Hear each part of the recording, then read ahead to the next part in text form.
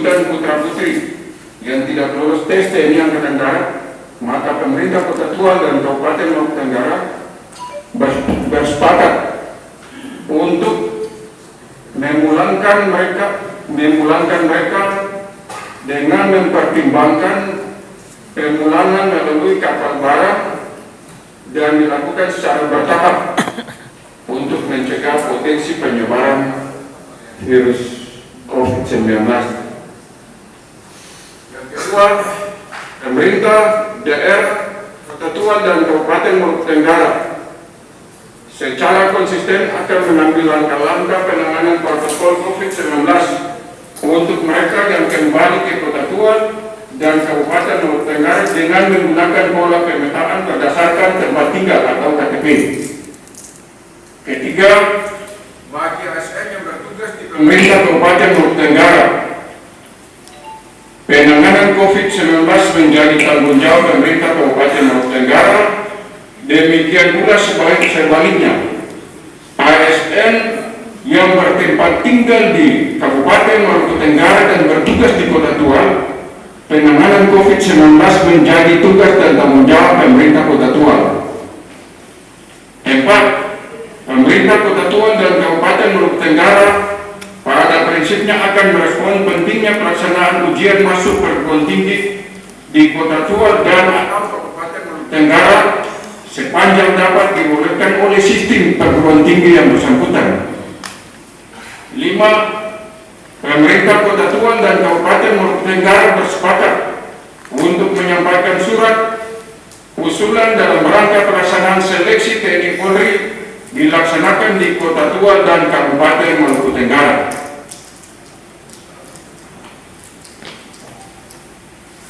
Itulah beberapa rangkuman penting yang telah disampaikan, dan ini kita sisihkan sedikit waktu untuk disampaikan input balik oleh Pak Wali dan atau Lombok Tenggara dan Pusat.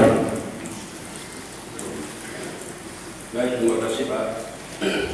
Nanti dari hasil rangkuman sementara tadi itu kan baru sementara.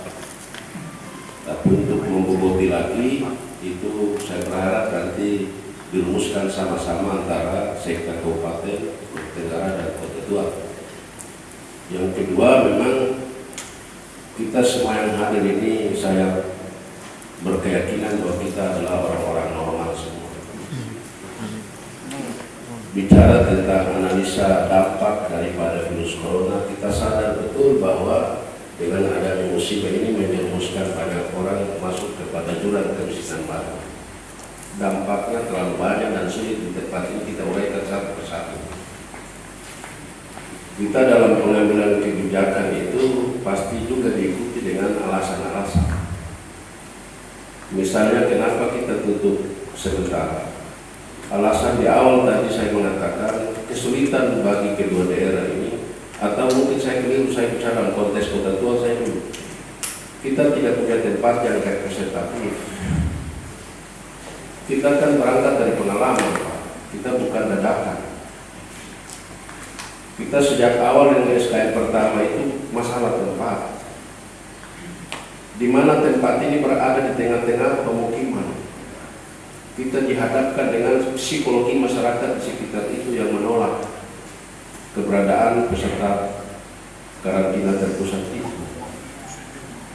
Untung saja karena sekolah juga libur sehingga ada beberapa alternatif tempat yang kita gunakan adalah SD dan SMP. SMA waktu itu belum bisa karena SMA itu kewenangan provinsi. Setelah dalam perjalanan baru dibolehkan oleh Pak Gubernur untuk SMA. Di sini kita pakai lagi. Perilaku, karakter, otak watak dari yang datang ini minta ampun. Bagaimana itu spring bed atau kasur itu mau diculik, dipancuri, semua dibawa pergi. Dan akhirnya pinjaman yang dari mohon maaf, kemudian lanut berapa yang hilang, lanal berapa yang hilang, terpaksa kita harus ganti. Tempat tidur itu, kalau itu diikhlaskan saja bagus. Ini masalah semua. Belum lagi mohon maaf, kita sudah maksimal, masyarakat kita Siapa yang bilang itu bukan masyarakat kita? Masyarakat kita. Dan justru pemerintah harus hadir di tengah-tengah kesulitan dan rintihan masyarakat. Sedemikian rupa kita begitu atur dan menurut kita sudah jitu, masih juga dikritik. Ini kan musibah. Kalau kita sikap musibah harus berbeda, di mana kita semua dituntut untuk terlibat langsung, karena itu pekerjaan mulia, misi kemanusiaan. Lalu yang berikut kita sepakat saja datang, tetapi kita minta mungkin kita kasih waktu 1-2 bulan lagi sambil kita lihat, kita evaluasi. Dengan sepakat persyaratannya atau persyaratan teknisnya nanti dirumuskan lagi oleh kedua daerah ini. Misalnya persyaratannya apa harus dibuat sebelum kita buka, baik itu laut maupun udara. Karena tadi itu ketemu saya buka saja orang terpapar. Lalu orang bertanya-tanya, ini penyakit yang satu itu dia datang dari belahan dunia mana? Apalagi kalau sudah kita buka. Karena yang datang ini ratusan orang. Manifest dulu itu hanya sekian, kenyataannya turun kan berapa kali lipat lebih dari data manifest. Ini masalah semua. Masalah semua. Karena itu sekali lagi kita boleh sepakat, karena pertimbangan menurut hemat saya, mungkin saya keliru, bahwa kebijakan yang diambil oleh pusat tentang tatanan kehidupan baru semata-mata karena pertimbangan ekonomi. Tapi bicara normal belum, bahkan terkonfirmasi setiap sore kalau kita ikut, kan dia naik terus itu. Hanya karena banyak orang PHK, hotel, restoran, mall, segala macam. Pertimbangan pusat karena pendapatan APBN akan turun, lalu orang teriak sana sini kesulitan, pedagang ditertibkan, barangnya dibuang sebagai ejekan. Akhirnya sudahlah bikin tatanan baru. Tapi jangan lupa ada banyak pihak mengingatkan kepada kita, jangan-jangan kita lalai dalam hal menegakkan protokol. Justru yang timbul adalah babakan kedua, bobol.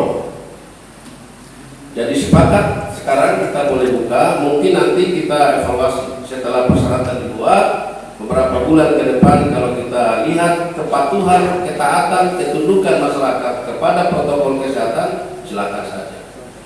Saya lebih tidak setuju kalau disebut dengan protokol karantina mandiri, karena karantina mandiri itu sudah pasti menimbulkan masalah. Catatan satu yang kita ingat lagi, yang sudah kena reaktif saja oleh petugas medis untuk jemput agar dia dikarantinakan, dia tidak mau.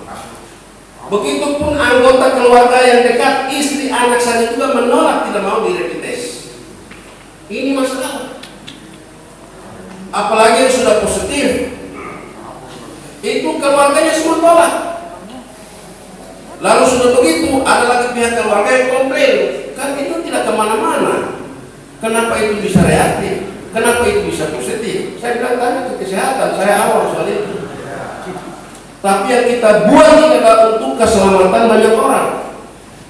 Yang datang berapa banyak dan yang tinggal tetap di sini berapa puluh ribu. Jangan-jangan kita terima, justru masalah yang muncul adalah masyarakat makom, orang tempatan, orang yang ada di sini. Pasti reaksi itu. Karena itu mungkin kita pakai pola yang ditangani oleh Tenggara.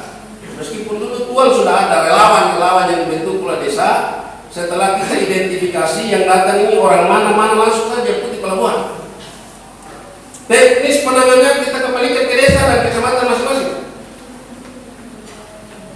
Itu jauh lebih bagus karena masalah tempat tadi, kita tempatnya terbatas. Kan di desa-desa juga ada puskesmas, ada sekolah-sekolah, ada relawan dan ada dana desa juga diajukan untuk refocusing mengarah ke penanganan COVID. Jadi ini soal teknis nanti dibahas kemudian. Sedangkan surat yang satu tadi tentang mahasiswa, kita surat Pak Gubernur Maluku dulu supaya calon-calon mahasiswa baru ini disikapi lewat surat dari Provinsi Maluku untuk mengakomodir kepentingan 11 kabupaten di Maluku. Minta keringanan dispensasi dari pihak perguruan tinggi melalui kementerian agar mereka ini cukup tes saja di daerah masing-masing dengan sistem lama dan internet. Jadi sekali lagi kepada kapal-kapal tadi, kita kan kapal barat selalu jalan. Kapal perintis itu jalan dengan dia dibolehkan bawa barang. Kapal kontainer juga jalan. Selama ini. Jadi sudahlah, kalau itu pertimbangan yang lain, kita bismillah saja. Kenapa pertemuan ini saya harus gagas untuk kita jumpa bersama?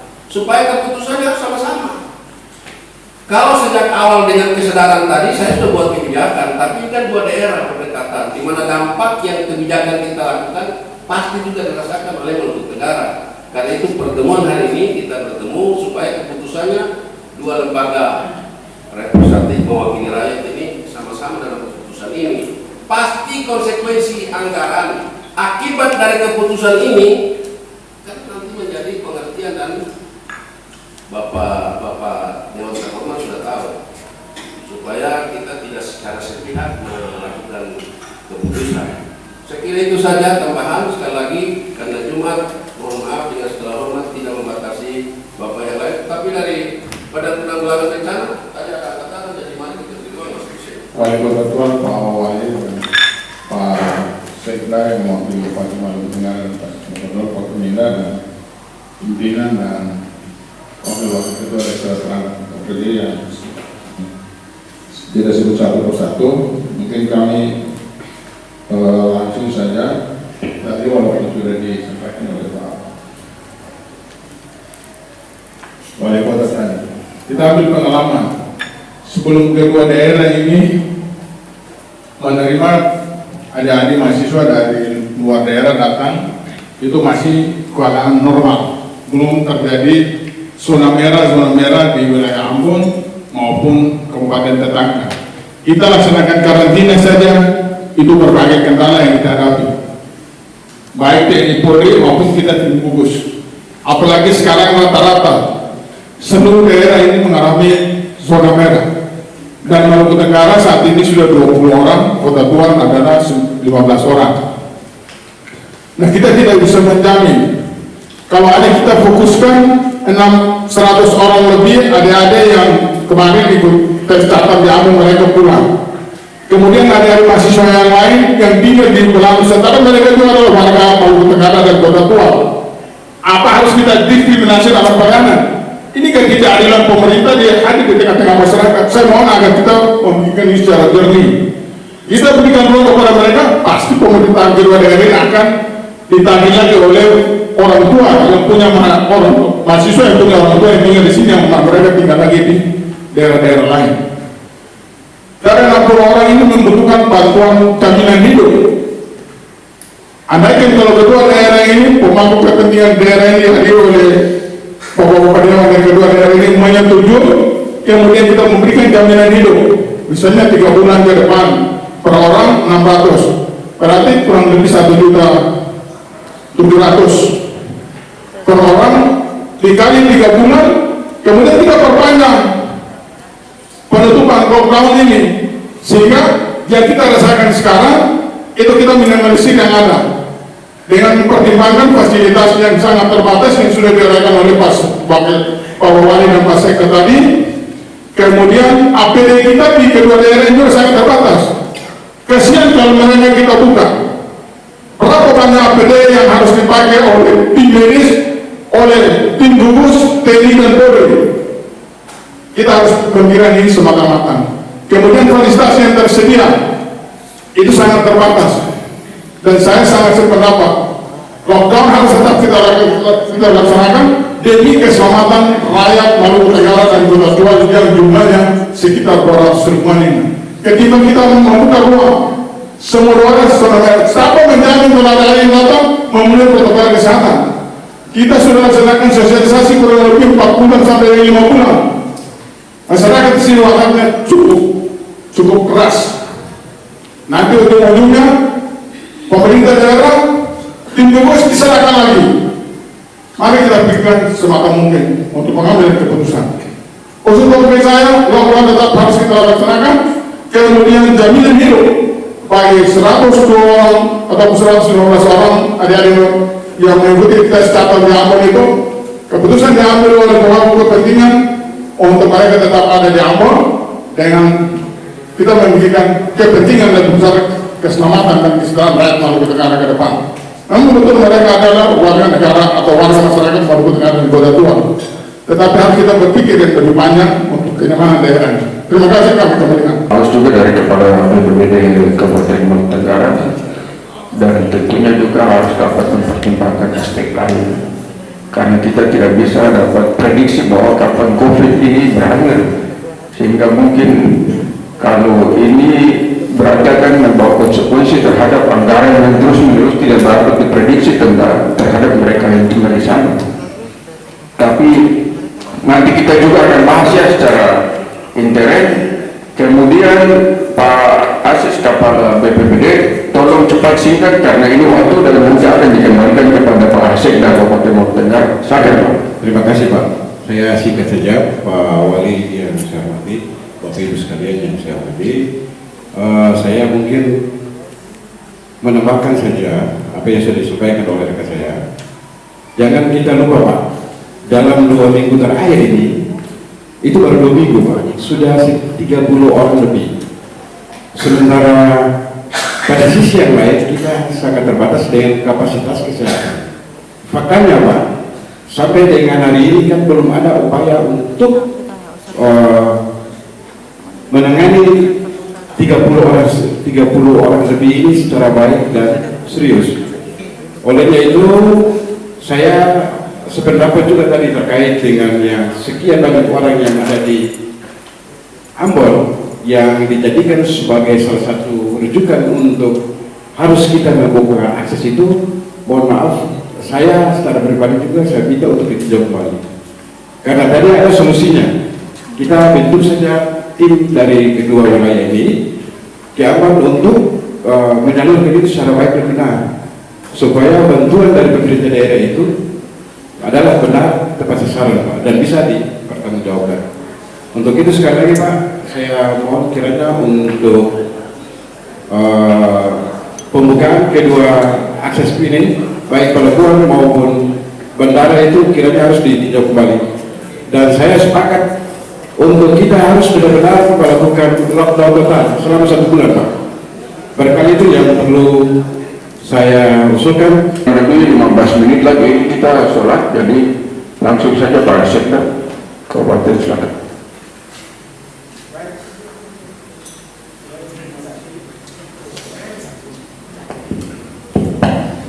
Terima kasih atas kesempatan untuk kepada saya. Mohon saya anu saja. Tadi sudah disampaikan oleh Pak Wali Kota dalam kaitan dengan pikiran-pikiran yang telah disampaikan oleh Bapak sekalian.